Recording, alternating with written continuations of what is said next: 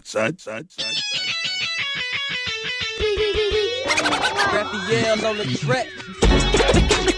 Come on, son. Come on, son. Come on, son. All right, y'all. It's me, Ed Lover, with another episode of Come On, Son, the podcast. You know, brought to you by CigarsInternational.com. Go to CigarsInternational.com for all your cigar needs. You know, I gave y'all industry insiders part of my podcast. I had Shanti Das on. I had Sherry Riley on. Man, I've had so many people from the industry on and a lot of insiders. But I will continue to do the industry insiders thing, definitely. But this is a little something special to me because you all know that I love cigars. I'm a big Scotch fan. You know, I smoke cigars. I got a deal with CigarsInternational.com. If you go there and you check out, you put Ed10 off, and you get 10% off of all your entire cigar purchase. So go to CigarsInternational.com. They're my title sponsor. So this is some shit I like to call cigars and smokes and whatever we want to call it. Cigars and scotch or smokes and scotch. But my man is in the building. Introduce yourself, brother. Hey, it's me again, man. Adam Pina. Adam Pina is my special guest today on this episode of Come On, Son, this podcast, because we want to talk about, he's heavily into training, into boxing. We want to talk about his humble beginnings, where he came from, how he got into the fight game. Used to be a boxer yourself, right? Yes, sir. As a child, as a teenager. Now, where you from? Tell people where you're from, how you got into it, you know, everything. I'm from New Bedford, Massachusetts. You know, the Whaling City. They call it the Secret City. I got into boxing as a child, 7 years old. My dad was my coach. New Bethel is that near Boston? Where's that? New Bedford. It's like 30 minutes south from Boston. Strong Portuguese and Cape Verdean community.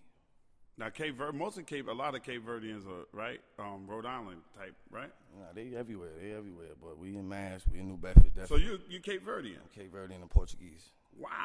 Wow, that's what is exactly, you know, for a lot of people out there, we know what Portuguese is. What is a Cape Verdean? A Cape Verdean is like an African Portuguese mixed individual. You know, it's historically the Portuguese came and, you know, they did some damage over there, and we had some mixed individuals and ended up speaking the Portuguese language. But it's a mixture of African and Portugal. Okay, so what was? Wow, that's quite a mix right there, bro. Yeah. For real, it really is. And the only Cape Verdeans I ever met in my life, every one of the motherfuckers was from Rhode Island. I swear to God, I have never met a Cape Verdean that wasn't from Rhode Island. Now, Rhode Island's strong with it, though. They are. They're like. Are there mostly Cape Verdeans in Rhode Island, right? There's a lot. There's a strong foundation over there. But in New Bedford, it's definitely just as strong. Okay, but Massachusetts was always known as kind of like when you say it's Boston especially is racist, how was New Bedford? New Bedford's not racist. I don't even think Boston is racist. That's just bullshit. Boston is racist. It's not, man. It's very Boston been racist from fucking day one. Stop that, Adam. It's not racist, man. It's not racist. What do you call it? What do you call it? When I just saw a thing the other day on television when they was doing the school busing in Boston, they doing a whole thing on PBS about the changes that happened within the black community and black heroes. They had the first girl on there who was from Boston, from Roxbury, that got bused into other communities because of the segregation in the school system in Boston. And the white people out there, they want the niggas to take over where we from. Yeah, leave the niggas home. And they had to have the National Guard, all that shit out there. I can't vouch for that. But it's a real culturally diverse. I bet you anybody in New Edition will tell you that Boston's a racist-ass society. I don't think they will. Not right now, it ain't. Maybe not now, but everywhere was kind of. Historically, Boston is one of the most racist cities in fucking America. Well, maybe so. Especially on the east. I wouldn't say New Bedford, though. See, I'm talking about New Bedford. Okay, well, let's talk about. But you said Boston wasn't racist, and I'm telling you, fuck out of here. I'm just saying I can't vouch for that. That's they all I'm racist saying. Right fucking now. I mean, everywhere is racist. Georgia, not like Chicago, Georgia's Detroit, racist. everywhere. But not like fucking Boston. Boston is some other shit, especially on the eastern seaboard. Now, New Bedford is probably different. But Boston historically, we gonna speak about New Bedford, Massachusetts, because that's where I was born and raised. St. Louis Hospital, all right. That's what we gonna talk about. What was your life like? Early life in Bedford. New Bedford. New Bedford. Yeah, my early life was interesting. I had a lot of there's a lot of boxing. Boxing was the forefront foundation of my whole family. My brothers, my dad, even my mother was involved on a political level. My mother was the president of the LBC, the local boxing commission. You know what I'm saying? Very connected, on two levels. I don't know if I could really say, but, my mother's heavily connected, and my dad's heavily connected. But on my dad's side, it was a strong Black Panther upbringing. So, as far as a child, that foundation right there was instilled. Mm-hmm. You see what I'm saying? Just right. on a soldier level. So you said from the age of 7 years old, that's when you really started getting into the gym? Yeah, I was in there at 6, but I couldn't actually legally compete until I was like 8. You see what I'm saying? They have a legal age limit on competition. You got to be 8 years old to with USA Boxing to compete. Okay, so from that whole time, from the time you're 6 years old, you're in the gym. Was it the atmosphere of your family that drove you to the gym? Because actually, a lot of 6-year-olds, you think you're 6 years old, you got your own thought pattern, your own life. Other kids are riding bikes, they out doing whatever, playing basketball. Did you compete at any of those sports, or was it always just boxing? No, I did all that. I played a little bit of everything, but excuse me, boxing just. It spoke to me. I don't know. It was watching Sugar Ray Leonard. It was watching just, different individuals I used to just watch on TV. Muhammad Ali, of course. Are we talking Wild World of Sports on ABC, or are we talking HBO? What are we talking? No, we're talking like. Because I go back to Wild World of Sports. No, I'm not that far. I'm 36. You know what I'm saying? Right. I was born in '81, so you know. What I'm saying? Fucking '81. I was graduating high school. All right, so you're not a Wild World of Sports guy. No, right? Look, HBO and all that. That's why you the big homie. You see what I'm saying? I play my position. I know where I'm at. All right, so was you were talking about the fighters that you enjoyed watching coming. Yeah, right, like Meldrick Taylor, but it was just like. Growing up watching it, I was like an angry kid. My biological dad, wasn't really around. So I think that really ignited a lot of anger when I was a child. So kind of gave me a small chip on my shoulder. You see what I'm saying? Not like a heavy chip, but like a slight chip to where, I wasn't a bully, but I was quick to, put my hands on some shit. Okay, so as a child. So the man who raised you is your stepfather? He's my stepdad, yeah. The one who got you into boxing? Nathan Livermento, yeah, they call him Pops. R.I.P., rest in peace. He was a legend. Yeah, rest in peace to him. Yeah. So you say your biological, I don't think a lot of men realize how important as a biological dad it is to be there for their children. It's very important. It takes the anger from them, you know what I'm saying? Like if you in there, see, I had to change that cycle. Like I consider myself a good dad. I got a son. And I definitely love and I'm there for my son. Let's just get that shit on the paint. Right. You see what I'm saying? Because that made me want to be a good dad. You know what I'm saying? Because of that, a lot of people have a chip on their shoulder because of that missing link. And they won't admit it, but it's the truth. As a child, you can't really control your emotions when you're a child. And what is it the fact that there was no real communication, or was it more so that he wasn't there? No, it was more like, I used to hear about how cool he was, and I used to hear about him. You know what I'm saying? I used to, people used to tell me about him.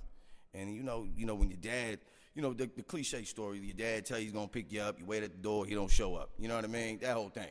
You know what I mean? After about that happened to you a lot? Yeah, it happened a couple times. I ain't going to lie. You know what I'm saying? But, he picked me up one good time, took me out, got some Popeye's chicken. You know what I'm saying? My only memory.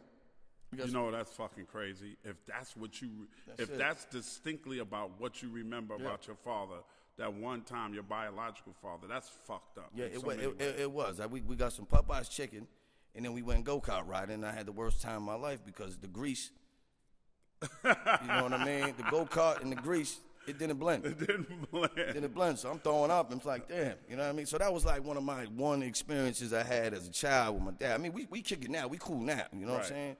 But how did you get past that anger where you're able to kick it with your dad? I used to see him a lot, you know what I'm saying? And finally I just came up. I mean, 'cause my neighborhood's small, you know what I'm saying? And once I started building my reputation and, in my community, my dad would be in the bars. And, in New Bedford, you be in the bar. My dad would be in the bar. I just pull up on him like, hey, what's up? You know what I'm saying? And just, got him a drink, you know what I'm saying, and then had my dad, which I call dad, you know what I'm saying, both of them in the same building at the same time. Like, hey, look, why don't you thank this guy? You know what I'm saying? Because if it wasn't for him, I probably would have went down a crooked path. And, you know, I said, they say thank you. He said, hey, thank you. And that's all I want. And we move forward. Right. You know, I wanted my dad to get that homage. You see what I'm saying? Right. You wanted the man that raised you, that introduced you to everything that you know that was there for you every step of the way. I mean, showed me hard work, showed me, you know, family, taught me, you know, he showed me that position. I'd be like, hey, Dad, let me get 100. He'd give me 100. Be like, all right, we'll go rake the yard. I'm like, all right, well, I gotta go rake the yard now. Right. But I got that 100. He was a man of his word. I get that 100. So, you know, I started understanding hard work. I work some, I get some. You know what I'm saying? Right. But that was the seed right there. Absolutely. And you just wanted that acknowledgement from your biological father too, because, or your stepfather. Yeah, because, you know. But what was his excuse for not being there for you? I mean, everybody got some bullshit. As I got older. Especially you in the same fucking neighborhood. Yeah, right, well, check it, right? Exactly, right? But as I got older, I started realizing his character. He's not a very responsible guy. You see what I'm saying? And he's not really too, you know, he's got a few screws loose. I can't see him. Right now, I couldn't even see him raising a child. So I get it now as a man. But growing up, you can't really comprehend that. But with wisdom, you start to see somebody's flaws and what they're capable of. He's not capable even to raise, you know, he's not capable to raise a dog. You just want to get this motherfucker a turtle. So I mean, even on Father's Day, I'll pick him up and, you know, I'll take him out. You see what I'm saying? I don't really hold no, you know what I'm saying? You know, but when I was like 21 years old, I did that, you know, and it was a major accomplishment. You see what I'm saying? And, you know, we kick it, we talk.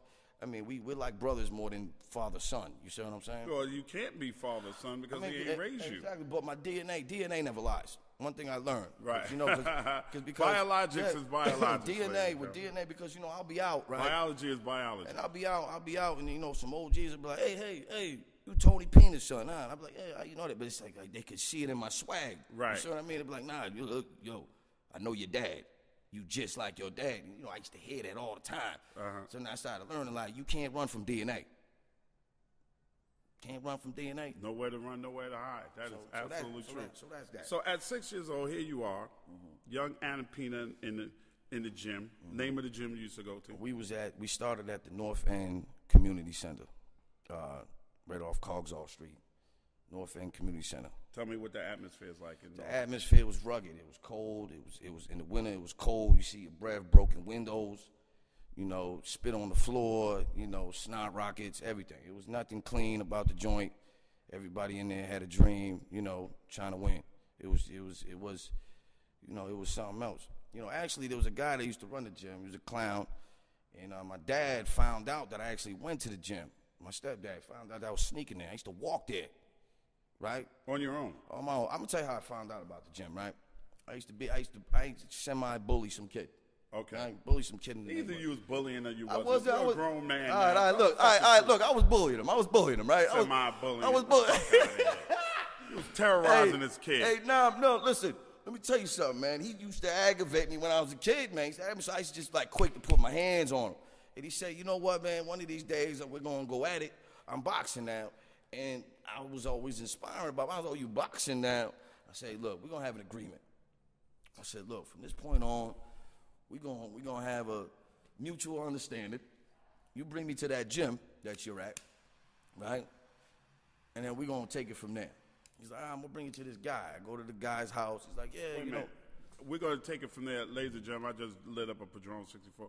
So we're going to take it from there means what? I'm going to stop fucking with you if you take me to the gym? I'm going to stop putting my hands on. You see how this motherfucker, ladies and gentlemen, do you see how he wants to sugarcoat everything? This is a guy that's a friend of mine, has a very interesting background. Yeah. I mean, because I wasn't trying. Excuse me, y'all. Listen, he was bothering me.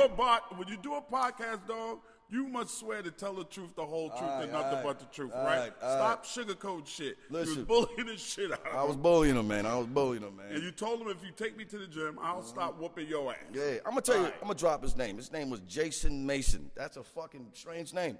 That is a strange His name was Jason Mason. No wonder you bullied the shit out of him. He used to aggravate me. I don't understand what he used to do. They used to make me want to get violent with him every single time, but I used to just put my hands on him. You know, so I was getting, you know, bare knuckle combat practice every single time I seen the kid. You see what I'm saying?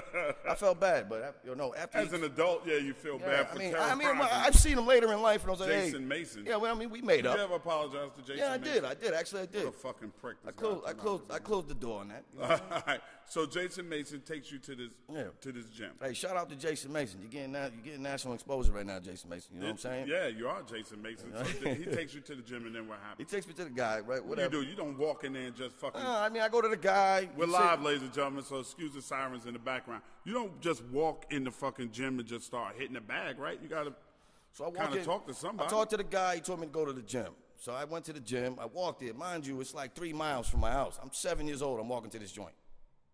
See what I'm saying?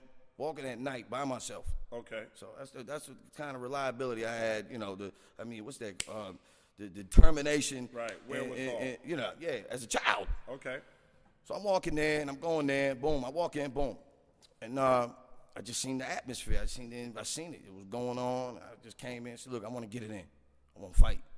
So what he did was he put me in the ring with some white Portuguese kid, and the kid just pieced me up. Just ASAP.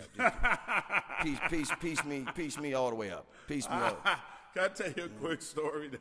Because you had the wherewithal to go back. This white kid pieced you up real quick, right? I mean, pieced me up. His name was Carlos. He was Portuguese. So you had... Kid played soccer and everything. So shout out to Carlos. Carlos. So you had the wherewithal to go back. Okay, so I'm an Ali fan. Okay. My dad, when I was a kid, went to an Ali fight. I don't know who he knew, but he got a picture, black and white, of Ali, and he had Ali to sign it. He wrote my name on it and everything. Now, to this day, I don't know what happened to the picture. I don't even know if it was really Ali's signature. My pops might have signed that shit himself and brought it to me, but I thought that I had Ali's signature. I wanted to box because Ali was my favorite dude in the world. That's huge. And later on in life, I got to spend a whole afternoon with Ali, and I'll do another podcast totally about Ali and the effects on my life. And my afternoon with Muhammad Ali in New York City. Mm-hmm. But my dad takes me down to the local PAL, which is a police athletic league, for me to box. So my dad tells the guy, hey, my son wants to box, and he gets in there, and the guy tapes my hand up and put the gloves on me, and he puts me in there with a kid he tells me has a little bit of experience. Right. This motherfucker pieced me up so bad. In the first round, I turned around and told my pops, take these fucking gloves off. That is it. See, that was it. I don't like getting punched in the fucking face, dude. Now, see, that right there. I don't like it. That right I'm sorry. there. I don't like body shots. Listen. I don't want it. So you know what? That right there is what will tell you, will determine the fact whether you want it or not. I didn't want it. See, and that's what usually happens with some people. And that's why I'm doing what I'm doing. And that's right. And you're very great at it, brother. Thank you. Thank God the fucking kid pieced me up because I wasn't doing it. You made your choice. So, funny. So, I walk home crying. Like, damn, you know what I'm saying? Fucked your shit yeah, up. nah, he gave me the word. I was confused. I didn't even know what I was bleeding. Everything, man. Just my eyes was burning, everything. So I go home and I'm not normal. You know what I mean? My mother and everybody's looking at me like, what's the matter? I'm like, no. And I just start crying. Just laying it out. Laying it out. And my mother's like, what's going on? I said, I went to the jail. Come on. Say, we can't use these kind of flagrant words. Yes, we can. Nah, man. In that moment, that's how I felt. Right. You 7? What, you 7? 7 years old. I'm a child, man. I understand that. Come on, man. You can't drop the P word like that on me. Come on. You know what I'm saying? I love you, though. You see what I'm saying?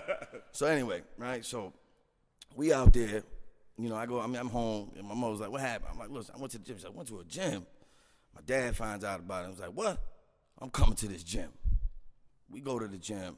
We talk to the guy. We find out the guy is not really who we say he is. So my dad just gets rid of the guy. I'm not going to say what he did, but he got rid of the guy. My dad took over the gym. So now I spar the kid a couple more times. I want to get back at this motherfucker. You know what I'm saying? But he's beating me up more. So I'm like, damn. My father's like, listen, you're never going to fight. Nothing's ever going to happen with you until you man up to this kid. You're never going to box until you keep fighting this kid and get the best of him. I said, all right. Finally, after several attempts, I started learning a little. I started learning more of the craft of boxing. Let's talk about how many times. I mean, it probably took about 10 times. Okay. And then I took him out. And I was ready for my first fight. At 8 years old. What did you do? Were you the kind of kid that would get up and do the road work? Were you jumping rope? Were you hitting light, heavy? Nah, I was jumping rope. I had footwork, man. I was an amazing young man at the time. There wasn't a lot of young men doing what I was doing at the time. I was like a child prodigy, like no bullshit. You see what I'm saying? Like, we came up old school. The footwork, you know what I mean? Everything that goes with that. Right. You feel what I'm saying? Right. So who taught you that? Was your dad training you? Nah, my dad was training me. Who's the man that was responsible for my dad, Nathan Livermore. But I was watching a lot. You see what I'm saying? That's why like a lot of people need to know this. Like you learn a lot through observation too. You know what I'm saying? Just watching. If you studying film, you watching. You know what I'm saying? You learn. You learn the essence of boxing just by observation. Okay. You know what I'm saying?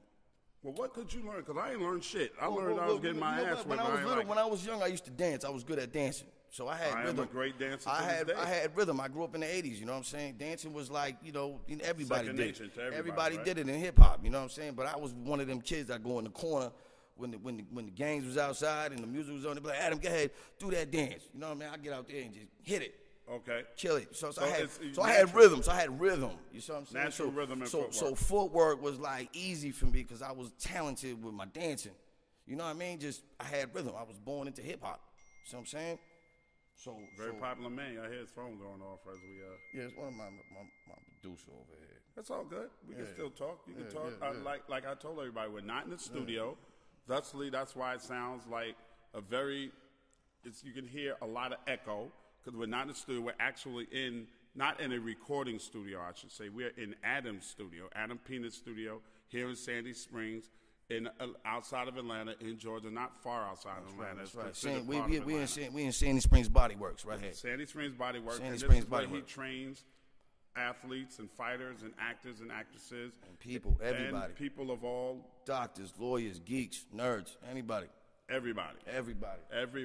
So, you come down here and get trained also. So let's talk a little bit more about your background in boxing. So as a kid, you go up to the next level. Do you try Junior Olympics? I did all that. So at the end of the day, I started fighting, winning. Just as a child, you can only go like as my age, it was like silver mittens and things like that. But I had over 100 fights. You know what I'm saying? Okay. That's a lot of fights. A lot of wins, and about 5 gold medals to rack that up. You know what I'm saying? Did you go Golden Gloves? No, I was too young, actually. I stopped before Golden Gloves, ironically. Why, Adam? Because, we're going to get into all that. But that's what we're doing right now in the podcast. You promised to keep it 100% real, authentic. Yup. And at the same time. Hey, you talk to him real quick. At the same time, you want to tell me what happened with you? You got all these gold medals. You're doing well as an amateur, young amateur. Right. So I just, started getting like, my dad was like Joe Jackson growing up. Okay. You know what I'm saying? When I say he was like Joe Jackson, I mean, he was serious about this training shit growing up. So I didn't even have a childhood. You know what I'm saying? From like 7 to like 16. Just strict, no McDonald's, things like that. I mean, we was dedicated about this lifestyle. And just things was happening internally at the home and personal things. My sister was doing her little dirt. My pops was, alcoholism. A lot of issues internally in the home to where I was losing focus on what I was good at. I didn't have the right management or people behind me believing in me for me to believe in myself to what I could conquer. You see what I'm saying? So I started getting into the mischief like anybody else. You see what I'm saying? So you started, Adam. I started. Will you please explain? Yeah. That's the last time I'm going to tell you. What the fuck was you doing? Is the statute of limitations up on the shit you did? Nah. Okay, then we can't go into detail. So you was living a street life. No, I mean, I can't say street life. I'm not going to get into that. I'm not even going to say street life because I wasn't like a street dude. You know what I'm saying? I was a funny guy. I graduated high school. You know what I'm saying? I had dreams and hopes of being maybe an actor, comedian, some shit. You know what I'm saying? Because I really wasn't worrying about being a tough guy because I had hands on my life. You know what I'm saying? Nobody really bothered me like that. So I was like, I had character. See what I'm saying? But then moving forward, I was looking at the money. You know what I'm saying? I was looking at different avenues to get some money. Was doing different things. This is when P. Diddy and Russell Simmons was making an impact. I wanted to get into the industry of music. You had left boxing alone. Left boxing. I said, but I was always involved politically. I was always, connected to the ties. One thing about boxing is it's a small world. Even if you box in '88, you know everybody still. It's a fraternity. Yeah, it's like, you know, it's brotherhood. You see what I'm saying? Like, you know, you still got the, if you was a winner, you know what I'm saying? If you was a loser, they, you know, you was forgotten about. But if you was on that winning team, you know what I'm saying? Like, you know, the winners know the winners, you know what I mean? So, you know, that was always my passion. Boxing was always like my family foundation. But moving forward, talking about like how I was going to get some money, do whatever I was going to do, I was always into the music. I started a promotional label called Adam Pina Promotions. Okay. I got into the music game. You see what I'm saying? I did pretty well with it too. What kind of stuff were you promoting? Artists? I was promoting artists. You know, I didn't have the money, the revenue back to have a record label. So I said, I'm gonna be a promoter to get you to the record label. And promoting concerts, had people y'all, and all that. Just everything that put Adam. Can you care to name some of the people? Doing stuff I was doing locally. I had a kid named Rod King. Guy named Shia Law. He's still relevant right now. These guys didn't break, but they still, to me, like they golden. You see what I'm saying? Crew named Seven Headed Angel. You know that these are all like New Bedford legends. You know what I'm saying?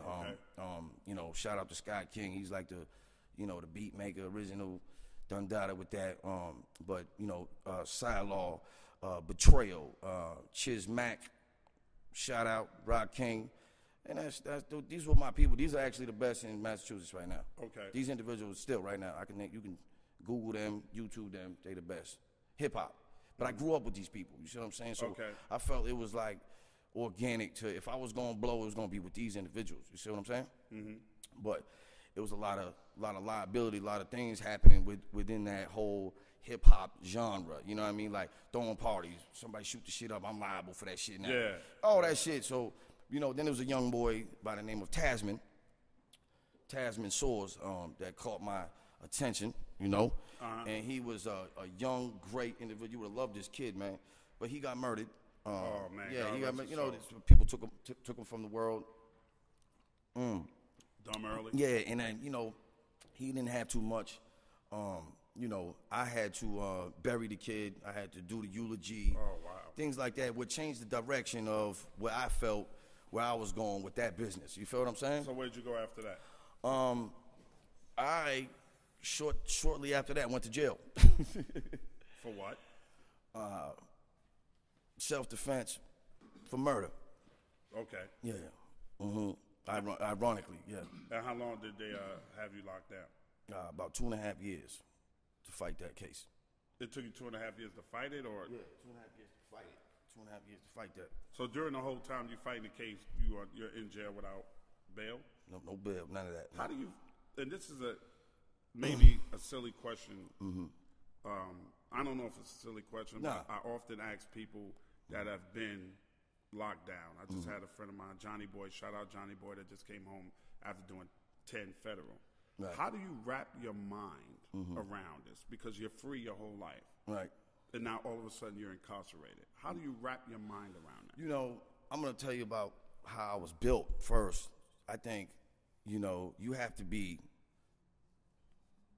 grounded in who you are and what you stand for before you can suffer any type of consequence. Like I told you, like I came from a Black Panther foundation. I came from good people. I came from, you know, I was raised good. I grew up with values and morals and integrity. So, you know, I told you the case was self-defense, so it was something that I believed in my heart was right. So you can wrap your mind around it when your heart's in it. You see what I'm saying? Like if you feel guilty, you know, guilty men are afraid of consequences. You see what I'm saying?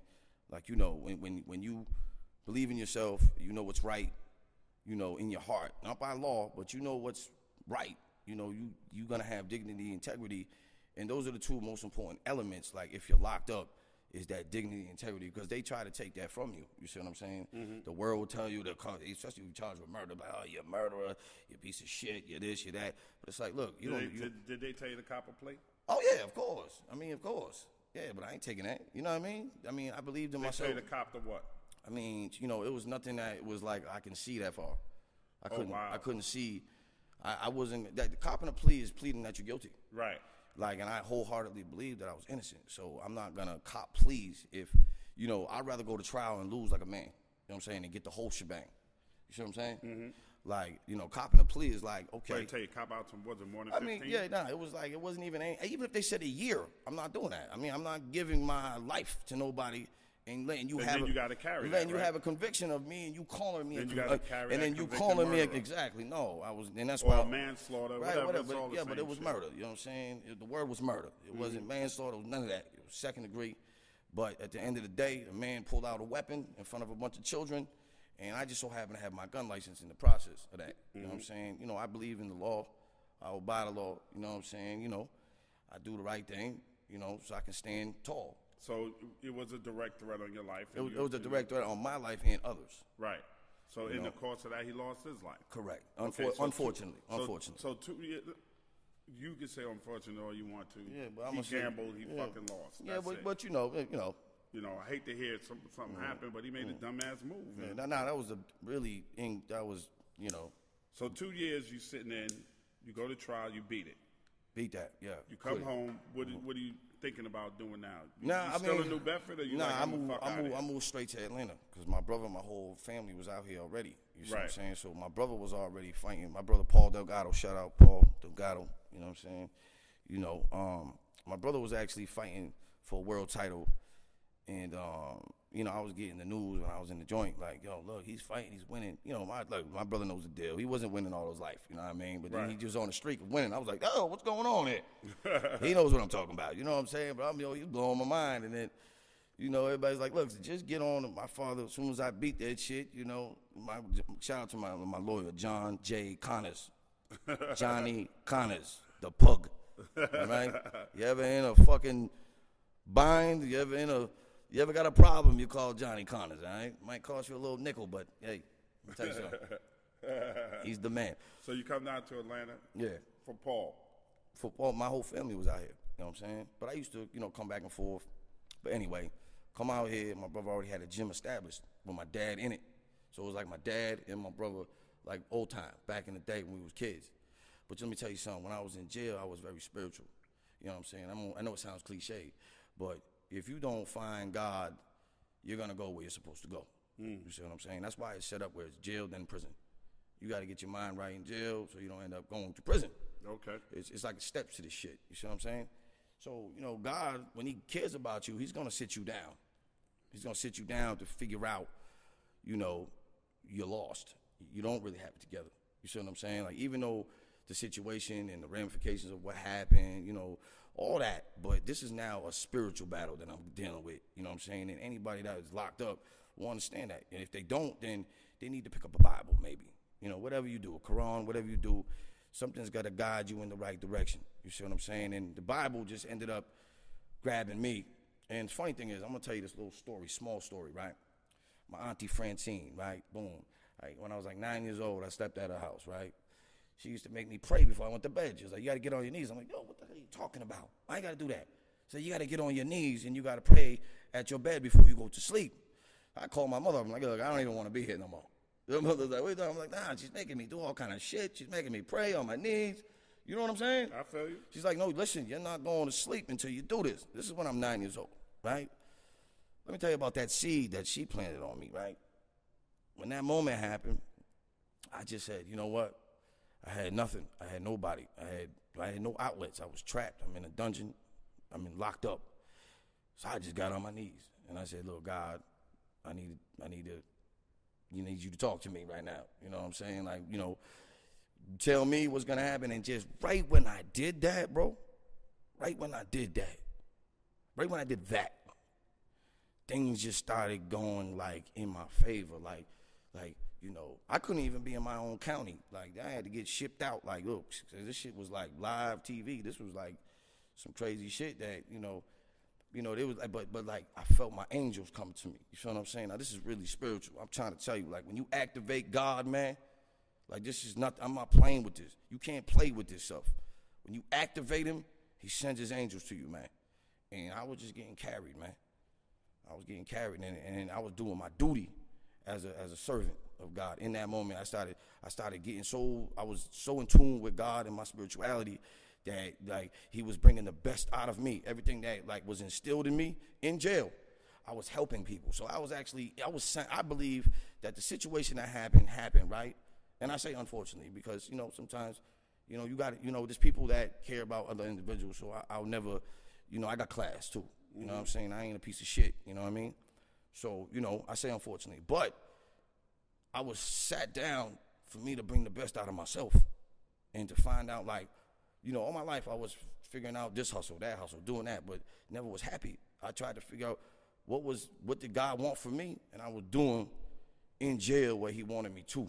I mean, I'm like controlling all the gangs. I'm in there like, you know, I'm in there fucking politicking. I had more peace on my unit. This is a maximum security. Like, you couldn't even be on my unit unless you had an M. I mean, M, I'm talking murder. So you got all killers on one unit. You know what I mean? You know, 100 dudes that, you know, everybody on the news, like, you know, but no leadership. You know what I'm saying? So I'm in there just giving values. People come to me to talk to me, but all I'm doing is talking to them, like giving them values. To just you know, I wasn't with the rah-rah shit, you know, running in dudes' rooms. You know, I'm giving these kids guidance. See what I'm saying? And I had a little bread, God bless. You know, so I was eating, and I fed other people. But my point is, I was in there changing lives, though. I was Coach Adam right there. That's when I found out I was Coach Adam, right in jail. So when I moved, when I got acquitted, right? Oof, God, by the grace of the Lord, right? Because we gonna keep it 100, right? If we keep it in 100, but we gonna keep this thing all the way 100. Because if I ain't official with God, I ain't nothing. See what I'm saying? So whatever, got to get acquitted, fly out to Atlanta. My brother got the gym popping, right? But see, I didn't really know what my craft was gonna be like, because I told you I've been away from boxing for so long, and I've just been in street fights. You know what I'm saying? Street shit, you know, just get, you know, you fucking a couple niggas, girls and shit. They get mad, you beat them up, shit like that. You know what I'm saying? Right. It wasn't really nothing. Anytime I had to put my hands on somebody, it's probably because I fucked their bitch. You know what I'm saying? Some heavyweight, you know, some nigga, you know, they get upset. You know, that's the only time I had to really put the one. In my opinion, if we can parlay that into a quick quote from me, Good. It's some bitch shit. Right. Because to me, you should be mad at your girl. Right, and I don't want to fight over Now, no broad. unless me and you are two dudes that run together all the time, then I feel like you disrespected me because you knew that was me and you went after But it. you know why? Other than that, it's your girl's fault, and that's who the fuck you should be mad at. But you know where that comes from? Taking a man's kindness for weakness. You know what I'm saying? People do that. You know, when I ain't out there doing thugging, doing things, I'm doing things in my community, man. I'm actually doing cookouts. I'm doing basketball tournaments. I'm doing positive things to uplift the individuals. So, you know, on a street mentality of ignorance, you're going to take that as like, oh, he just like he a good fella. You know what I mean? He don't really, dog, like I've been training all my life for the bad guy. Like, you don't want to be the bad guy. Don't, like, you know, I've been training all my life. Like, I watched Rambo, Charles Bronson, Death Wish. You know what I'm saying? This is shit I came up off. Death Wish my shit. Yeah, I mean, come on, man. You know what I'm saying? I've been training for you. I train, fam. You see what I'm saying? When I got my pistol, right? I trained with my pistol. Like I trained with my hands, right? First I got my gun, my hands were sweating. I was like, oh, shit. This is nice. You know, I wasn't comfortable with my gun yet. So I started training with my weapon. Training, going to the range 3 times a week. Just da-da-da-da-da. So I was sharp. What was I training for? Just, I don't know.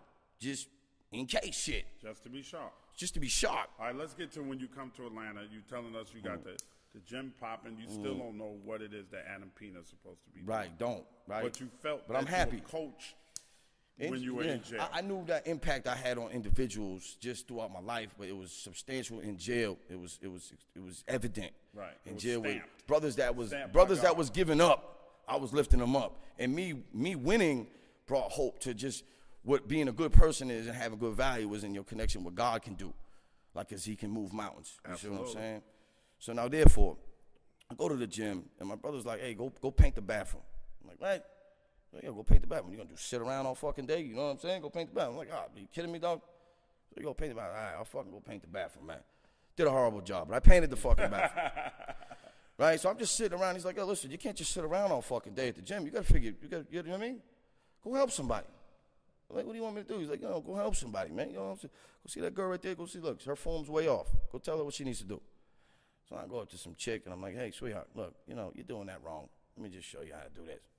And I didn't have a good approach at that point. You know what I mean? I'm like, hey, look, you know, boom. And she's like, oh, thank you. You know, well, when's the next time I can come see you? I'm like, hey, you can see me anytime. I'm fucking here every day. And she's like, no, you know, I mean, you know, you could train me. So my brother's like, see, ding, ding. That's a client right there. See? I'm showing you how to make this money of what you know. And I know a lot. You know what I'm saying? So I'm like, all right. So boom. I started doing that, right? But let me tell you what changed my life. When I put them fucking hands in the mitts. When I put them hands in the mitts, like the pads, when I put my hands in them.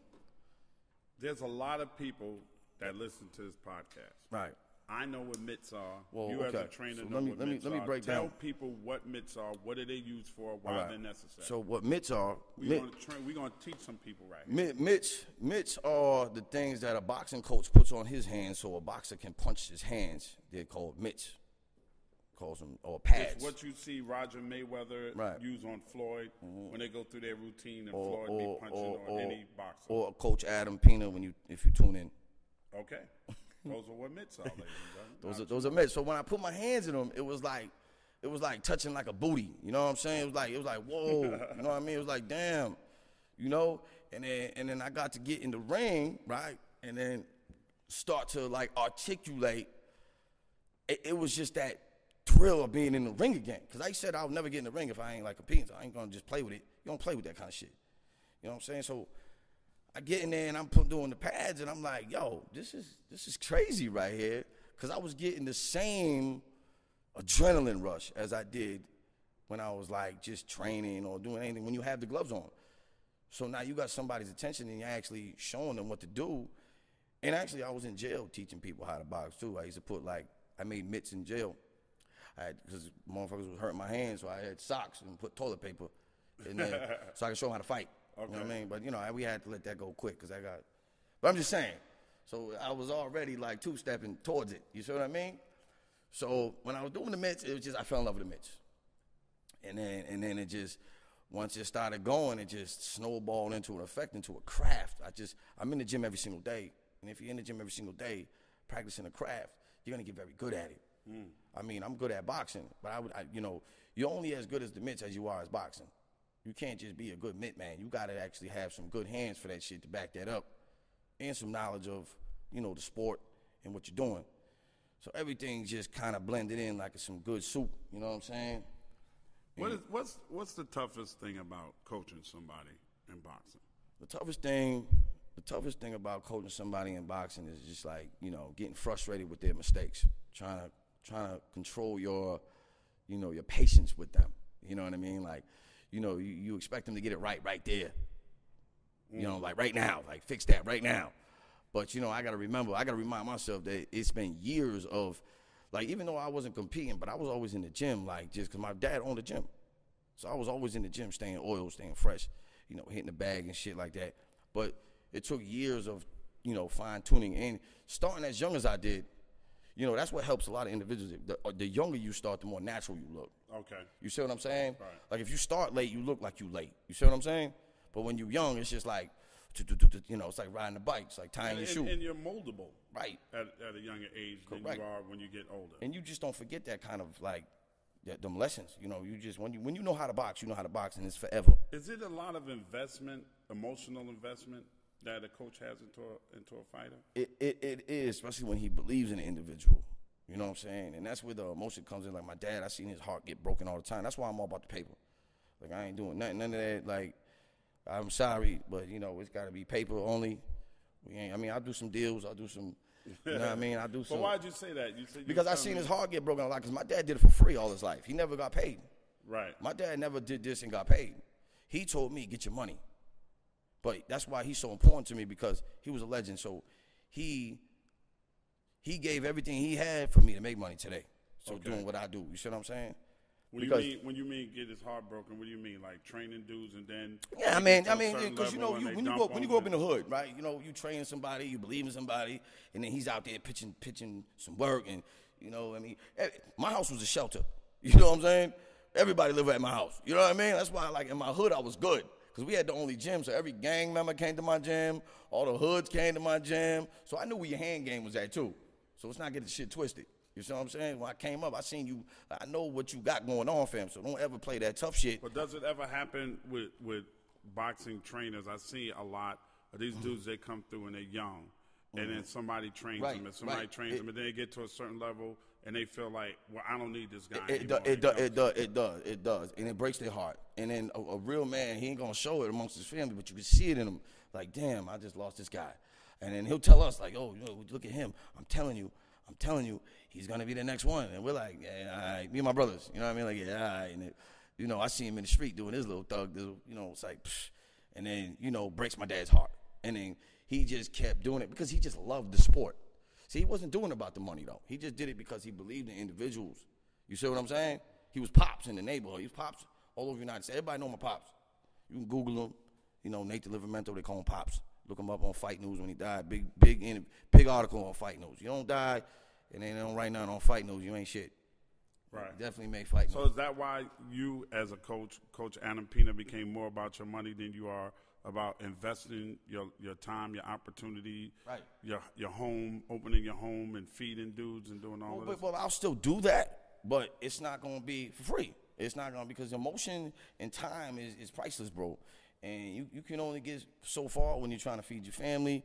And, my dad, see, this is the difference between me and my dad. My dad had a side job, and then he went to the gym. See, this is what I do. You know what I'm saying? Like, I believe in myself, and I look at people like art. Like, now I'm at the point now where I write my own music with this shit. Like, pad work, right? You see the choreography. You see da-da-da-da-da-da-da-da, right? See, I have my original pad work. Like, look, shout out to Roger Mayweather and the Mayweather whole foundation and camp. But listen, I don't do Mayweather pad work. I have Adam Pina pad work. See what I'm saying? And they would see that and respect that shit. You know what I'm saying? You can't just come in the game with somebody else's pad work and think you like supreme. This is Adam Pina pad work. I can't come in like, yeah, I got Roger Mayweather pad work. I do it about. Nah, I strategically write my own music to my pad work to where it all makes sense. It would all make it like, which if you can utilize that in the ring, in the street. I do street boxing, honestly, because I tell a lot of my clients they're not even going to be boxers. They're gonna be like, look, I'm teaching you how to box, but you might be in Kroger, you might be in Walmart, some shit pop off, man. You might have to just bust this 1, 2, 3 real quick. You know what I'm saying? Straight like that. I mean, hey, So who do you believe in right now? So you're a big fan of the sport. Okay. You coaching. Who do you believe in right now? I believe in Demetrius Boo Boo Andrade. He's the world champion. He's my brother. I grew up with him. We grew up. You just can't throw world champion out there because there's so many different organizations. There's so many different weight classes, NABF, WBO, WBA, WBC, North American. Like, you see dudes walking to the ring, IBF. You see dudes walking to the ring with belts that you never even fucking heard of in your life. Right, so my man knows his stuff, huh? I'm a boxing fan, and I remember when there was just one champion in every weight class. Right, so junior, well, he's the middleweight champion of the world. He won the 154 WBA and the WBO. Okay. Demetrius Boo Boo Andrade, he was an Olympian. We grew up together. We fought together when we was kids. His dad and my dad were like brothers. We grew up together. We grinded together. I seen him. I watched him all his life. So it's like a storyline, me watching him. And then the ironic thing is when I really got well with the pad work and I was putting my shit online, he reached out to me and was like, yo, hey, look, I'm going to come see you. I was blown away by the shit. Like, yo, you really? He's like, nah, look, I'm coming. I want some of that. Because, good pad work is like a rapper trying to find a good beat. Right. You know what I'm saying? I mean, and he said, you got that little, but then it became more than that because, I motivate him. I get in his head. I talk that shit, all that. It's not just pads. But, he has a camp. He got his dad, Paul Andrade. That's his father. He got Mike Veloz. He got my cousin Sharik Mendes for his strength and conditioning training. He has a great camp. He has a great foundation. He has just, he's the king of the ring. But just the relationship I have with him, it was that special to do pads with him, and just go on it and just ride on that journey again with him. You know what I'm saying? Like just, no judgment. Just, he believed in me even when I was in jail and all that shit coming out. That's why he told me to come out with his belt because I'm a champ. I'm undefeated. I ain't lost yet. Street fight, nothing. I'm just saying. Just keep it 100. I still got the O. You know what I'm saying? So, we still got the O. You know what I mean? Everybody know. Right. I'm just talking that shit. Hey, look, I ain't humble, man. You know what I'm saying? Like, I'm sorry. Like, humble's for second place. Would you want to completely take over and train a fighter? I just want to train the world. Honestly, it's not just about fighters. It's about everybody's a fighter. You're a fighter. My man right here, my book writer, he's right here beside me, AJ. He's a fighter. I got my producer right here named me Da Vinci. These are all the best individuals at what they do. Like me, I bring out the best people. I bring out the best in people through boxing. You know what I'm saying? Through my craft, I bring out the best in people. It's like, it's different. It's not just about boxers. Because honestly, all I roll with is Demetrius Andrade. I'm not looking to be the king, the best coach, none of that. I just want to be the best at what I do for the world. You know what I'm saying? I believe that everybody can benefit from boxing training. Like 100. Like, I'm not even lying because, like, the reason why. So if a young prospect came to you, right, great amateur record, just needed that extra oomph, and came to you and said, I saw what you did. Demetrius told me to holler at you. Boom told me to holler at you. You would train him? Yeah, I would. I ain't no bullshit. I would. And, you know, I'll take that on the chin if my heart get broken, but I'll definitely train him. But he would have to come to me. I had to see that. You know, it's a lifelong relationship because it's about loyalty, too. You can't just be, like, taking lefts on me. Like, you can't just take a left turn like, you know, I'm coming with this guy, I'm going with that. It's like, yo, fam, you know, you can't do that. Like, let's talk real quick because you love the art. It's a sweet science. You love it. Let's talk about it's a lifestyle. It's a lifestyle. Yeah. Let's talk about some of the best. What do you say? What do you see when you look at Floyd Mayweather Jr.? Where does he fall in as the best?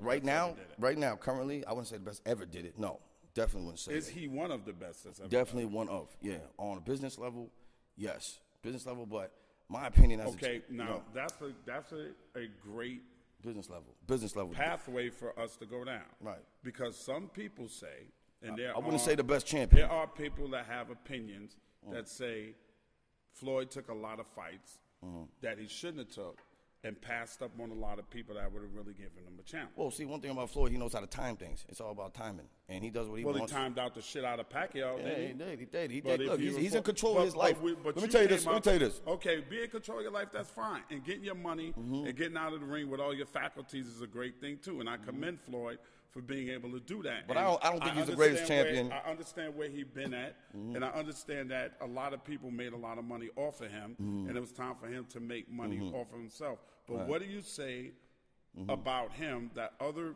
pundits or people that love boxing that say a true champion,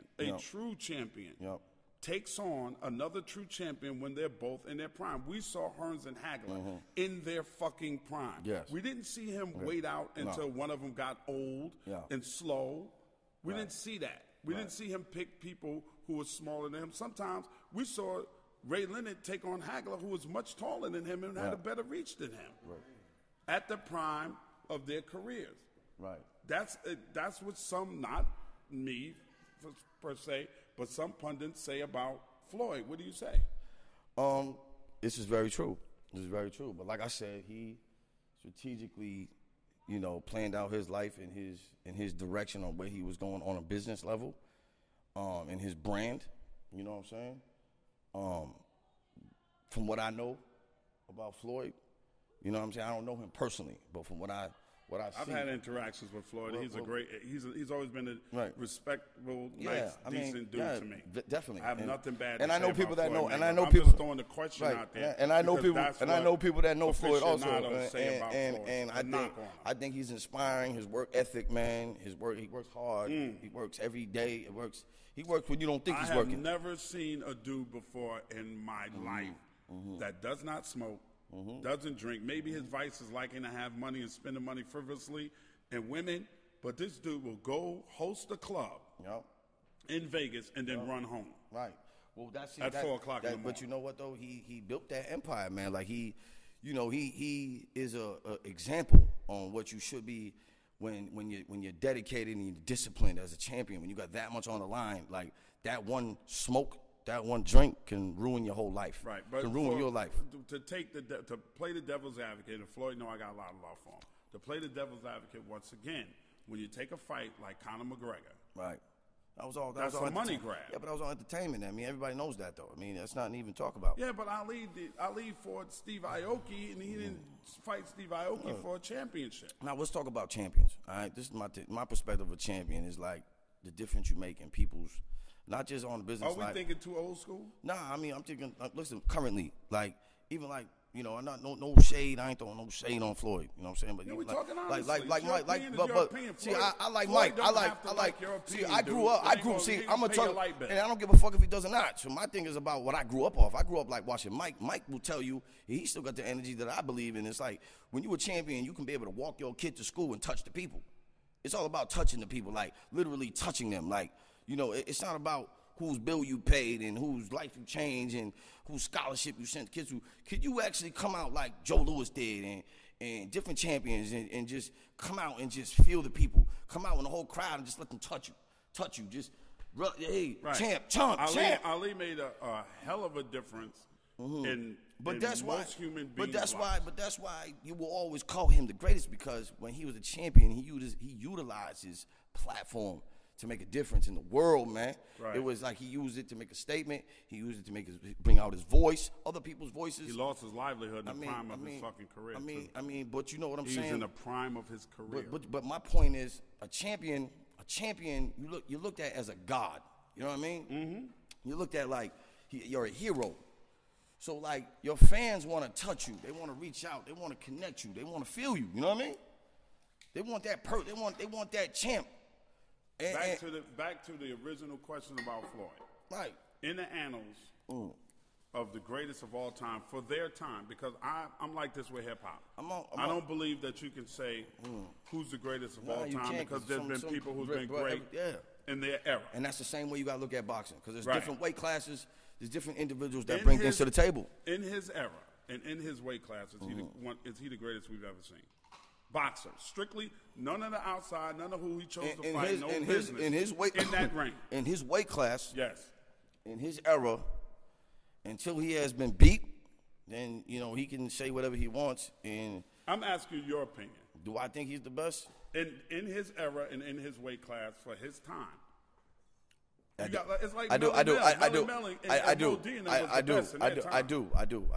Okay. I'm not gonna bullshit you right now. I do. You know what I'm saying? I do. I believe he's still the best. You know what I'm saying? So, but God bless him. The boy's nice in the ring. Yeah, I know. It's not that he's nice. He's great. He's great at what he does. You know what I'm saying? But we're talking about like the you know what I feel as a champion. You know what I'm saying? But we're not gonna go there. But as far as who's your favorite champion of all time? Who's my favorite champion? Demetrius Andrade. Demetrius Boo Boo Andrade is my favorite champion. Let's take it out of your personal friends. Nah, we ain't gonna take. We're gonna stay right there. Let's take it out of your personal friends. We're gonna stay right there. Come on, Adam. We gotta stay there, man. On. We gotta stay. We gotta stay. We ain't gonna go Ali. We gonna Mike go Tyson. Listen, I like a little bit of everybody. I like Hector Macho Camacho. I like Meldrick Taylor. I like Pernell Whitaker. Meldrick Taylor earlier. What did you like about Meldrick Taylor? I like Meldrick. You know, Meldrick was robbed, and everybody knows that. You know what I'm saying? We ain't gonna go back to that fight with him and Julio Cesar Chavez. He got fucking robbed. You know, he got robbed by the ref. You know, but that's what shows what politics can do, and it still does. That's what the art of boxing is. Is that one of the points that you hate about it? I mean, you know, it's just the We've politics. We've seen it a million times. The politics, but you know, there was no draw between Canelo Alvarez and Gennady Golovkin. Listen, I learned that was not a fucking draw. After you get your heart broke a couple times, you start to learn your lesson. You see what I'm saying? You start to get emotional. You don't get emotional. I don't even care who's going to win. I just want to watch the fight. But here's my point. That's where I'm at now. The people that fighting care about who's going to win, because you could fuck somebody's whole livelihood up with one bad fucking rip-off of a fight. Right, but as a person watching, as a spectator, you don't know what's going to happen, man. The okie doke can happen to you at any time. You don't know who's, like, heavy with the bag, involved with the politics and that shit. You know what I'm saying? You got people betting. You got all kind of just behind-the-scenes bullshit. You got the promoters running the fight, and their guy is the one that's fighting. You don't think their money and everything's backing on him? Because they're not even looking at that fight. They're looking at the next fight. Right, or the like they're already looking. They got a timeline to this shit. Like, all right, listen, after you win, right, we got 6 months down the line, you going back in with this month. They got a story to tell. They ain't trying to let you get in between that shit. This is billions, not millions, billions. Tell me your favorite era of boxing. My favorite era of boxing was the late 80s, early 90s. It was always the Mike. Talking Meldrick, I'm talking Mike Tyson. I'm going to talk Mike Tyson because Mike Tyson brought the dog out of me. Like, even though he was a heavyweight, and I still have that same state of mind that I will rip you to pieces if I put my hands on you. Like, if I put my hands on you, I'm not shaking your hand. I'm gonna bring a dark road to you. It's not going to come out right. You see what I'm saying? If you oppose me, I'm coming to you. You know what I'm saying? Like, that's how I think mentally, like, on business, whatever I do, just as a fight, as a winner, as a competitor, just in life. I take Mike Tyson's his perception of just destruction, and it comes off to some people as like, yeah, he's a little loony, but nah, he actually was a genius with his mental warfare. You know what I'm saying? Because he defeated you before he even. Oh yeah, he did. Before he went in the ring with you. He defeated Holyfield. But that's fine. You know, but it took a time. It took Holyfield to see somebody. He waited him out. Though. He waited Mike out. It took Holyfield. He waited Mike out. No, but once you learned you can box Mike and beat him, see, it's all about what you see before. It's people watch tape. You know what I mean? But when you know that nigga hit hard, you staying away from that. All that boxing shit's out the window. Waited him out, though. Yeah, but all that boxing shit's out the window. When you know you scared, you don't want to get hit by him, you ain't gonna take them chances. But now you know you seen Buster. You seen Buster duke him out, right? You're like, hold on. Changes your perspective on what Buster duked Mike out. He duked him out. At the right time. It was all timing. Mike was fucking up. Me and Mike was in the club the Friday before he was supposed to be in goddamn Japan that Saturday. In New York. Right. So Mike was bullshit. He wasn't Mike, on top Mike of his was game. He was a cowboy. He liked to live life. He wasn't training. Listen, he was fucking up. Listen, Floyd probably ain't, but most fighters are cowboys, man. Them boys go out, have a good time. All that, I know it. All that discipline they do, they want to go out and let their hair down, man, at some point. Right. A lot of these motherfuckers get fat. See, one thing about Floyd, well, I'm going to tell you what he changed the game, what he's the innovator of. Training 365 days of the year. See, Floyd trains all fucking year from what I see and got other boxers to jump on that. But before that, a lot of fighters would fight and then just get fat. Just go get fat. They get out of shape and wait till they go to camp. And then it's like, you can see a lot of fighters like they're champions, right? And see them on the street and be like, who are you? Like, damn, man, you 190 pounds, fam. You a lightweight. Right. Motherfucker wait till camp to lose 60 pounds. Nah, but when you're a professional athlete, you train all year. That's your life. But see, it took like Floyd, I'm going to say it took Floyd to actually show that, like, look, this is my life. I train every single day. I'm not saying every day, but he trains all year. He trains all year, but when he's going to a fight so when he gets in the camp, all he has to do is just up the ante real quick. Right. It ain't like he got to get into first gear, second gear. You know what I mean? He's already, his engine been going. You see what I'm saying? So it's like you got to stay ready so you ain't got to get ready. That's that. If you are ready, you don't have to get ready. You got to stay ready so you ain't got to get ready. So your favorite of all time, Tyson? I mean, of all time, you know what? Yeah, because you know why? I liked his attitude. I liked when he executed everything he put his mind to. I liked his presence. I liked his aura. I liked it because it was beyond a boxer. He was a gladiator. Like, he was a monster. He was a student of the game also. He was a student of the game, and he had respect for who taught him. Like, when you listen to Mike talk, he wasn't really. Yeah, I mean, he just. Mike was a real nigga. Yeah, I mean, he and just. We always loved the underdog, you weren't comfortable around a real dude. Period. Like, I you know had what I mean? a lot of nice. A lot of people are uncomfortable around a real dude. Fun times. You know what I mean? God bless you, Mike. I love you. Hey, look, God bless you, That's Mike. my guy. Let me tell you something. I cried when he lost. I cried. I actually had tears. I was like, nah, Mike, no. This is not Mike. He fell off. I cried. Listen, I was 10 years old. I cried. All right, I fucking cried. You understand? Snorting a lot of cocaine. Hey, whatever he did, a lot of boxers were. A lot of boxers were. But listen, I would like to believe, and I'll take this to my grave, had Customato not died, nobody would have ever beat Mike Tyson. Yeah. But you know what, though? He was great, and he will always be great. But you know one thing about America is they'll kiss your ass and they'll suck your dick and then spit your shit out once you fuck them over. Like, it's like, look, you can't forget about anybody that was great. It's one thing about America, right? It's like you can give them everything they want. Everything they want when they want it, right? But when you don't give them what they want in that moment, they're like, yo, fuck you, and forget about everything that you ever gave them. But you was blowing me every single day, though, before that. Blowing me. You and your wife. You guys were swingers. You see what I'm saying? You know this was a cockhold. What was it? You was watching your wife blow me when I was doing it. You was like, yeah, go, you kidding me? That's the chair, blow him. Listen, man, we had a lot of fun with you, man, talking to you, Coach Adam Pina. Yeah. Thank you for sharing your insight into the boxing game. Tell everybody once again the name of your establishment. Yeah, hey, we had Sandy Springs Body Works. I apologize for the vulgarity, but you know we do it. It's a podcast. We can do whatever. But you know what I mean? I'm telling you about America. You kept it 100. I mean, and also, Your website, phone number, all that. I got an Instagram. It's me again, Adam Pina. You can follow me. You know, I'm on Facebook, Adam Pina. It's only me. You can Google me, Adam Pina. Pina. No squiggly over my end. When the book? Book coming out, Tragedy to Triumph. Look, hold on. We're going to get 2 words from 2 guys real quick. This is my man, AJ. Look, he's my writer for my book. Because I just tell my story. My man write it down. AJ Wallace, Clever Communications Publishing, Atlanta, Georgia. Hey, Tragedy to Triumph. We got Da Vinci Barcelo, iFreeNick.com. He do all my videos, you know what I'm saying? Like, we got a collective organization going on. I appreciate Ed Lover, he the OG. Like, look, I'm grateful for the opportunity, man. Listen, man, if you're interested in the fights, this is the guy that you need to talk about. If you're just interested in training, this is the guy that you need to talk about here in the Georgia area, man. He's a great guy, a great pad man, mitt man, a great trainer, and a great friend of mine, man. So we thank y'all for listening to this podcast, man. Remember to keep God first. Everything else will fall into place. We'll talk at you, to you, with you, and about your ass. Next time, remember, keep God first, man. And you always know with me, I give you the good shit and never the bullshit. Hey, Tragedy to Triumph. God is so good, man. I'll talk to y'all later. Come on, son. Now get the fuck out of here. This Ed Lover podcast is being done in conjunction with Cigars International. Make sure you check out cigarsinternational.com for all your cigar needs.